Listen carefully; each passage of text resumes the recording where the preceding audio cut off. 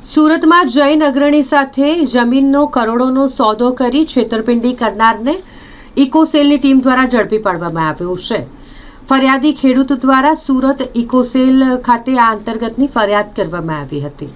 ખેડૂતની આ કરોડોની જમીન જેનો સોદો આરોપી દ્વારા 59.61 કરોડમાં કરવામાં આવ્યો હતો, પરંતુ 21,000 રૂપિયા ટ્રાન્સફર કરી અને આરોપીએ ફોન ઉચકવાનું બંધ કરી દીધું। પોતાની સાથે છેતરપિંડી થઈ છે તેવો આભાસ થતા ખેડૂતે આ અંગે ફરિયાદ કરી અને ફરિયાદના આધારે સુરત ઇકોસેલે આરોપીને ઝડપી પાડ્યો છે। સુરત શહેર પોલીસ ઇકોસેલ ખાતે એક ફરિયાદ દાખલ કરવામાં આવી છે। ફરિયાદની હકીકત મુજબ ફરિયાદી જે છે એમને એક વ્યક્તિ સંજયભાઈ અઘેરા મળ્યા હતા અને સંજયભાઈ અઘેરાએ છેલ્લા 5 મહિનાથી આ ફરિયાદી સાથે સંપર્ક કરીને એમને એવી વાત કરી હતી કે એમની પાસે 750 કરોડ રૂપિયા જેટલી જૂની ચલણી નોટો છે અને 750 કરોડની જે ચલણી નોટો છે એમાંથી 150 કરોડની ચલણી નોટો એ વટાવીને એ આ ફરિયાદીને પૈસા આપી દેશે અને એના બદલામાં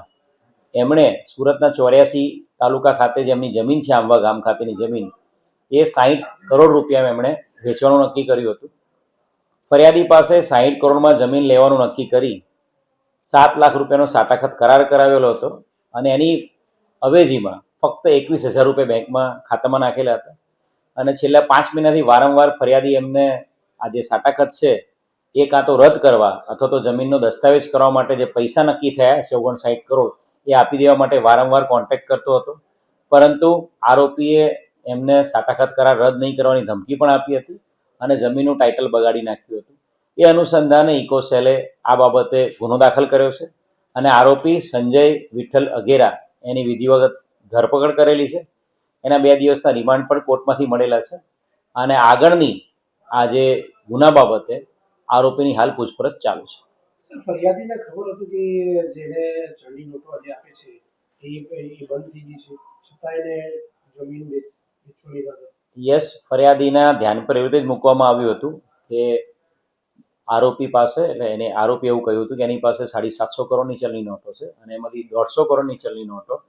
એને આપણે વટાવીશું તો 35% લેખે તમને પૈસા મળશે અને એ લાલચમાં આવીને એમણે આ 60 કરોડ પોતાની જમીનનો દસ્તાવેજ કરવા રેડી થઈ ગયા હતા। હાલ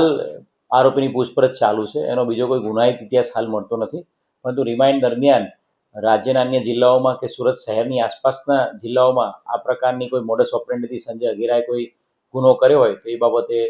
અમે તપાસ કરી રહ્યા છીએ અને આગળની હાલ કાયદેસરની કાર્યવાહી ચાલુ છે।